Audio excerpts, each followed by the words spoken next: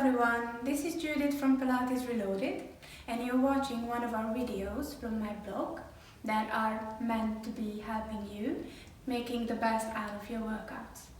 Today, this video is for those of you who tend to experience back pain or knee pain after walking, jogging and running. The source of the problem might be somewhere else that you're not even thinking about.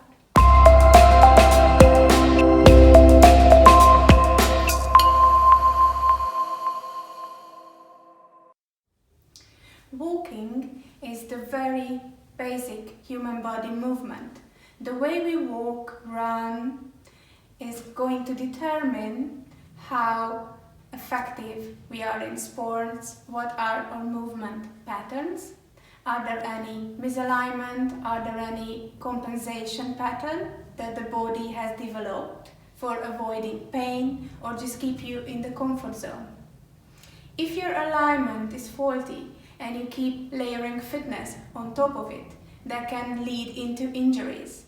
So today I'm going to show you what are the criteria that has to happen in your body, in your shoulders, in your hips, in your spine, in your feet, for you to have a healthy walking pattern, a healthy gait. Rachel is here to help me to show you these things. Rachel tends to run and jog a lot, but she has a sitting job, so it's really important for her to know how to position herself while she's doing all these activities. So if you carry on, she is now using the spiral stabilization cord and the pause to mimic a walking pattern. So what happens here, let's start from the shoulders. So she has to be able to bring her arm beyond her body and the shoulder to come to an extension, and this distance between the ear and the shoulder has to be 8 centimeters, so these muscles around her shoulder can connect to her core. When it doesn't happen, the lower back pushes in, so she needs a core strength to get that done. Let's see from the other side. So here again, shoulder back and down, connecting to the abdominal wall that comes down to the lumbar spine, and tractions in longer.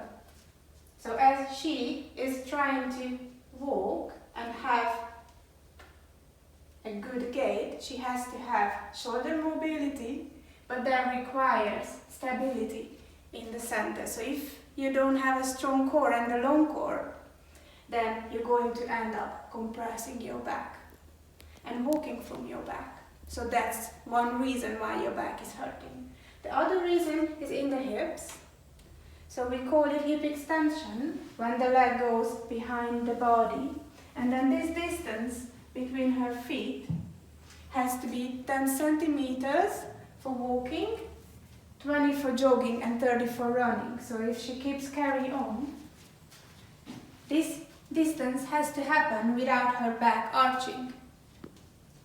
So it has to be a stable and long lower back, and the movement has to happen from her hip. So if her hip is tight, this movement won't happen, the body will compensate from her lower back, and then it starts hurting, or her knees will start hurting.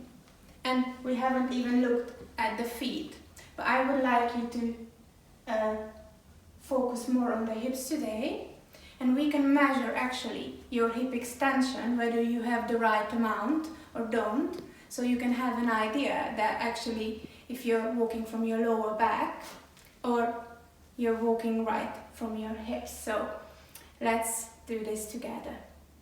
So I'm going to show you how to measure if you have the required amount of hip extension for yourself, or just ask somebody to do it for you. Rachel is going to help me today, and all you need is a pole and some cushioning for your knees. So please go onto the block with the right foot forward and then the left knee on the cushion. And first we want to make sure that her lower back and her spine is not getting compressed. So she has to come back a little bit. Yes, One finger at the lumbar area is fine, but the rest of the spine we are trying to keep as straight as possible. Now, engaging her tummy, and then you can engage your shoulder blade muscles as well. So she is already lifting herself up to traction through these muscles here. And now, without losing the length and the straightness of the spine here, she's going to start to go into a lunge. Lean your weight forwards. Go, go, go, go, go. And then when she is kind of losing the length, then we stop there. And then we put the ball into the front against this bone and this bone on the hip and the shoulder. And now this distance is roughly your hip extension. So she has a sort of a 10 centimeter there. That means that she can walk from her hip without hurting her back. But in order to run, she has to work on elongating the hip flexor muscles, the quads. So if you find yourself that you don't have the required amount, don't start stretching this muscle straight away and pulling it out from the body, because you might injure yourself.